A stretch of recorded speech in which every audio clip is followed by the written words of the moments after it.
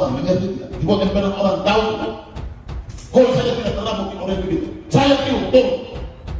Kau bilang saya orang, Sinode mana itu Sinode? Kau jangan adu saya dengan Sinode. Sembarang saja kau. Ini bukan tangannya Sinode. Sinode tahan apa buat ini mana? Pemerintah punya urusan kok.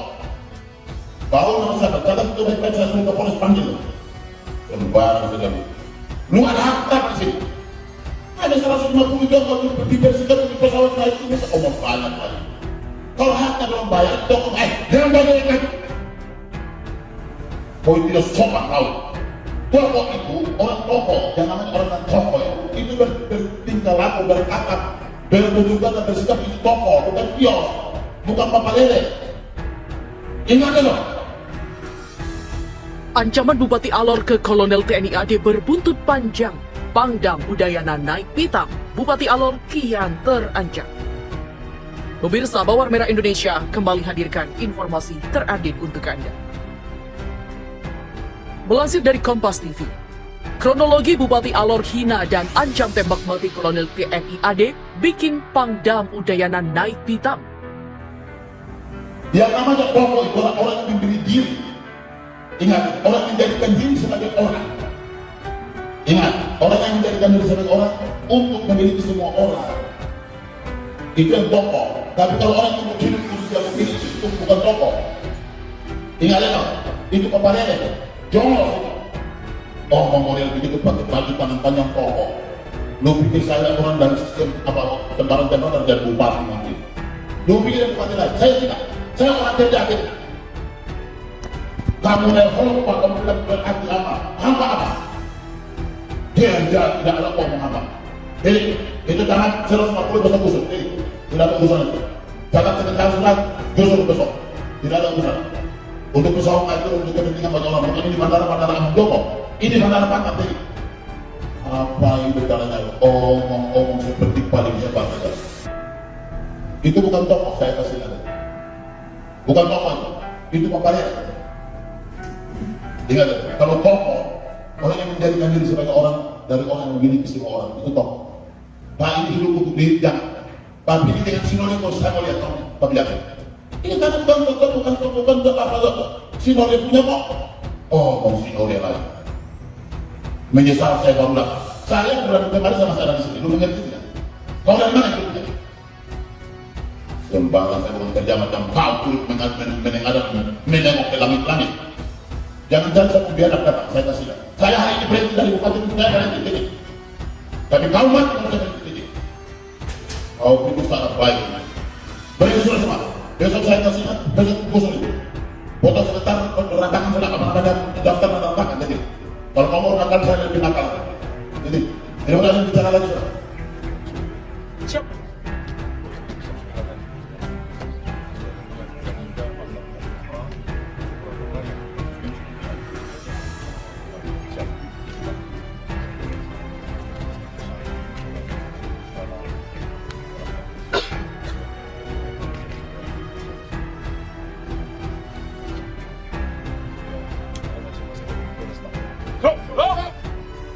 Ingatkan kepada kalian, pada setiap kakimu yang sudah mulai lemas, tarikan nafasmu yang sudah mulai sesak, dan setiap tetesan keringatmu, ingatlah, keluarga besar Udayana mendoakan keberhasilan kalian. Untuk itu jangan pernah menyerah. Mari kita teriakkan nama Udayana dengan terus semangat. Udayana! Bupati Kabupaten Alor, Nusa Tenggara Timur, NTT, Amon Jobo terpaksa harus berhadapan dengan hukum. Dia dilaporkan ke Polda NTT. Laporan itu merupakan buntut dari ucapannya yang menghina dan mengancam akan menembak mati Kasilo Karim 161 Kupang, Kolonel JPI Immanuel Yoram Dionisius Ado. Pelaporan Bupati Alor yang dilakukan oleh Kolonel Immanuel merupakan perintah langsung dari Pangdam 9 Udayana Maijen TNI Kurnia Dewantara. Kepala Penerangan Kodam atau Kapendam 9 Udayana Kolonel Kapolri Joni Haryanto membenarkan adanya laporan tersebut. Laporan tertanggal 19 Oktober 2020 itu tercatat dengan nomor LP _B _423 _10 _res_1 _24 _2020 _SPKT. Joni menjelaskan laporan yang disampaikan ke Polda NTT itu bukanlah permasalahan antar institusi, namun murni karena permasalahan pribadi antara Bupati Alor dengan Kolonel Immanuel Yoram. Saya sampaikan pelaporan yang disampaikan Kolonel Immanuel Yoram Dionisius Ado terkait permasalahannya dengan Amon Jobo selaku Bupati Alor bukan permasalahan antar institusi, tapi itu murni permasalahan pribadi, kata Joni lewat keterangan resminya.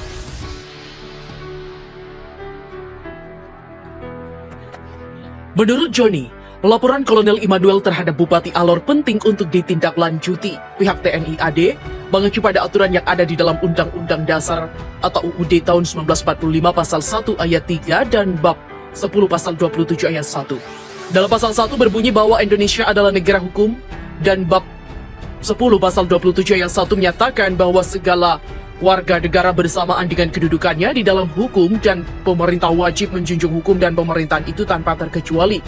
Dengan demikian, kata Joni, Kolonel Immanuel Yoram Dionisius Ado merupakan bagian dari warga Indonesia yang perlu mendapatkan perlindungan hukum atas ketidaknyamanannya itu.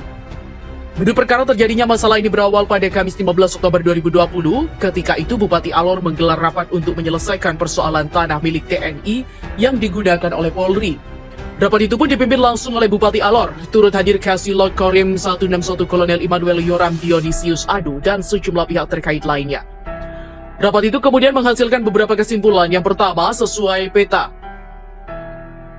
dan tanah peminjaman dengan jarak verbal pada tahun 1948 serta catatan pihak BPN Alor bahwa tanah itu tercatat sebagai aset dalam penguasaan TNI. Kedua, soal aset tanah milik TNI yang di dalamnya terdapat aset Polri. Kedua belah pihak sepakat menyederhanakan dan melihat permasalahan dengan mengacu pada data hukum dan aturan yang berlaku.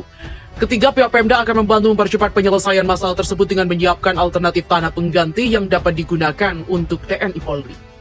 Terakhir, Polri akan mempelajari dan membuat kajian hukum untuk mencari solusi alternatif lainnya. Sehari setelah diadakan rapat atau pada 16 Oktober 2020, protokoler Pemkap Alor bernama Robert Meok menindaklanjuti dengan menemui Kolonel Immanuel di salah satu hotel di Kabupaten Alor. Robert juga membawa serta surat tentang risalah hasil rapat untuk ditandatangani masing-masing pihak sebagai bentuk persetujuan. Namun, saat itu Kolonel Immanuel tak langsung menandatanganinya. Menurut Kolonel Immanuel ada beberapa hal pada poin hasil rapat yang perlu dikoreksi. Dia lantas mengajukan dua permohonan koreksi. Kolonel Immanuel juga sempat menanyakan kepada Robert pihak yang membuat risalah hasil rapat tersebut. Oleh Robert kemudian dijawab risalah itu dibuat oleh Kabak Hukum Pemkap Alor. Lalu Immanuel meminta Robert untuk menyampaikan pesan bahwa Kabak Hukum Pemkap Alor diundang untuk berdiskusi dengannya di Makodim Alor. Tak lama setelah pertemuan Kolonel Immanuel dan protokoler Pemkap Alor, Damon Jobo yang mendapatkan laporan dari anak buahnya keberatan dengan koreksi yang dilayangkan Kolonel Immanuel. Amon Jobo lantas menelpon hotel tempat Kolonel Immanuel dan rombongannya menginap. Tak hanya itu, Amon Jobo bahkan juga menelpon Dandim 1622 Alor Letkol Infantri Supian Munawar.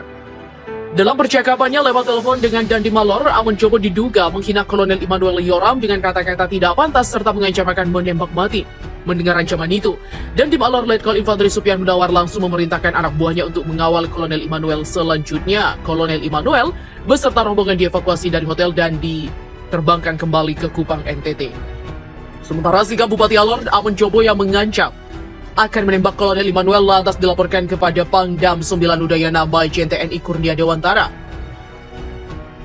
Dan Majen Kurnia membenarkan hal tersebut.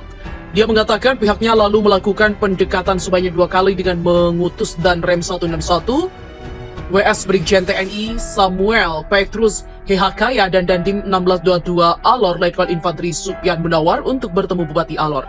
Tetapi upaya pendekatan secara baik-baik itu tidak ditanggapi oleh Amon Jobo dan sebaliknya, sang Bupati terkesan menutup diri. Karena pendekatan 2 kali untuk diselesaikan secara damai, Bupati tidak menanggapi dan menutup diri, maka dia memerintahkan segera proses hukum. Majen Kurnia mengatakan pihaknya amat menyayangkan terjadinya pengancaman tersebut, terlebih hal itu dilakukan oleh pejabat pemerintah. Dan sangat disayangkan bisa terjadi hal seperti itu. Seorang pejabat pemerintah harusnya menjaga mulutnya dalam bertutur kata serta mengendalikan sikapnya dalam bertindak. Dan kasus ini juga harus diselesaikan secara hukum untuk memberikan efek jera.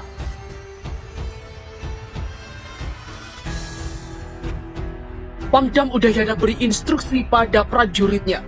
Bupati Alor menangis ketakutan. Bupati Alor lari ketakutan.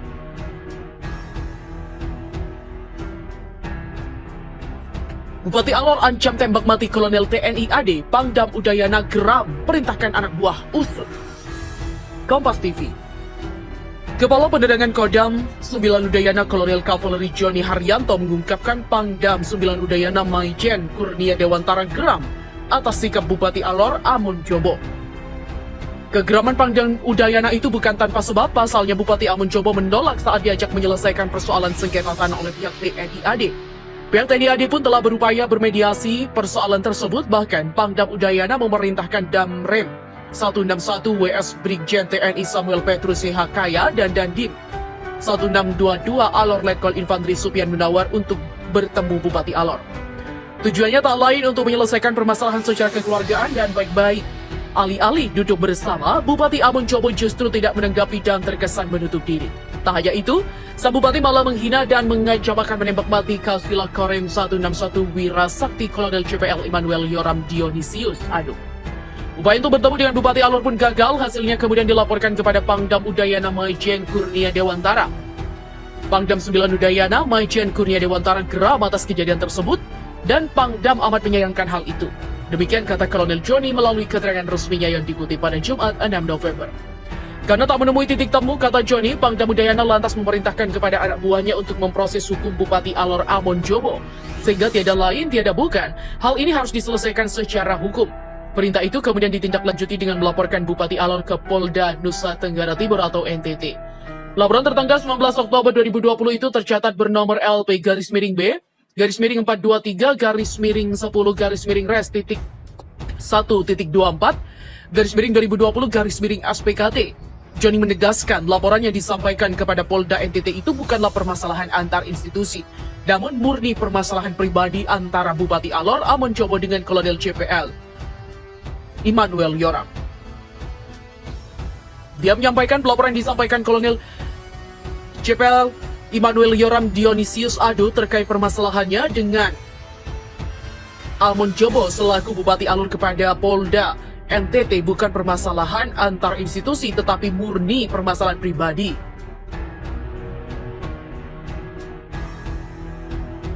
Joni menuturkan pihaknya membawa kasus ini ke ranah hukum dengan melaporkan Bupati Alor Amon Jobo sebagai pembelajaran. Pembelajaran yang dimaksud agar ke depan pejabat publik tidak melakukan atau mengeluarkan kata-kata dan tindakan yang tidak pantas. Adapun laporan terhadap Bupati Alor itu, Joni memastikan sampai saat ini Polda NTT telah memproses kasus tersebut pada tahap penyidikan. Para saksi pun telah dipanggil untuk menjalani pemeriksaan. Dan semoga kejadian ini dapat dijadikan pembelajaran bagi kita semua untuk selalu berhati-hati dalam segala perkataan dan juga perbuatan. Demikian dikatakan Joni.